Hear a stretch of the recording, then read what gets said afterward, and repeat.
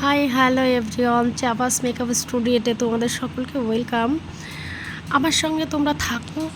আর আমি ভিডিওটা তৈরি করেছি, তোমরা ভাবছো হঠাৎ ব্রাইডালের ভিডিওটা দেখছি চাপার পেজে।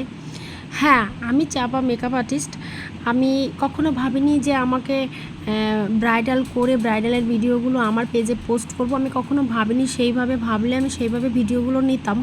তো আমার স্টুডেন্টসরাই যে আমাকে একটু হেল্প করেছিল, কিছু ভিডিও আমাকে দিয়েছিল, সেইভাবে আমি ভিডিওগুলো এডিট করেছি। আমি যতগুলো কাজ করেছি সে কাজের আমার কোনো ভিডিও নেই, অনেক কাজ ছিল।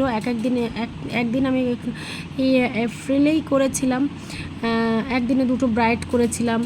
আগে যদি জানতাম যে আমার পেজে আমি পোস্ট করব, তাহলে অবশ্যই আমি ভিডিওগুলো নিতাম, কিভাবে কি করলাম, কিভাবে আমি কাজগুলো তুলে ধরলাম, কেমন হলো তোমাদেরকে আমি জানাতে পারতাম।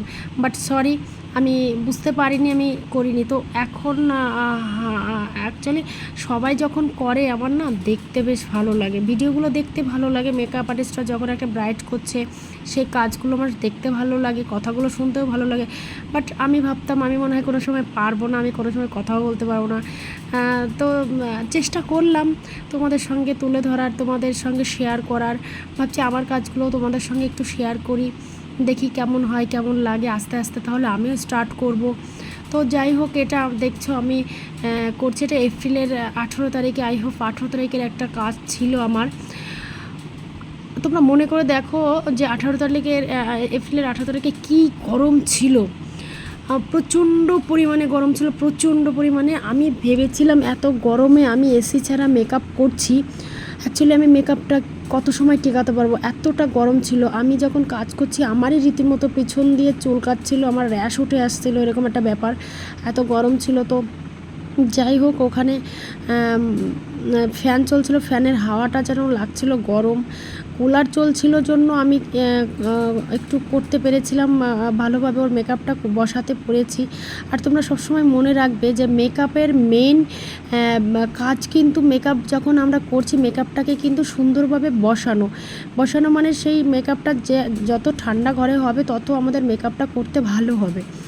তো আমি তো ওইখানে একটা কুলার ছিল, কুলারের সাহায্যেই আমি ওকে মেকআপটা করেছি।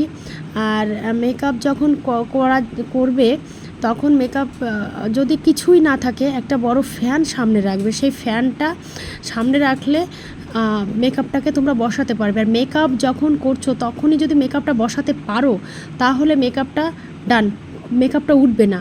আমি যদিও ওয়াটারপ্রুফ মেকআপটা দিয়েছিলাম ওকে, আমি ভালো ভালো প্রোডাক্ট দিয়েছিলাম।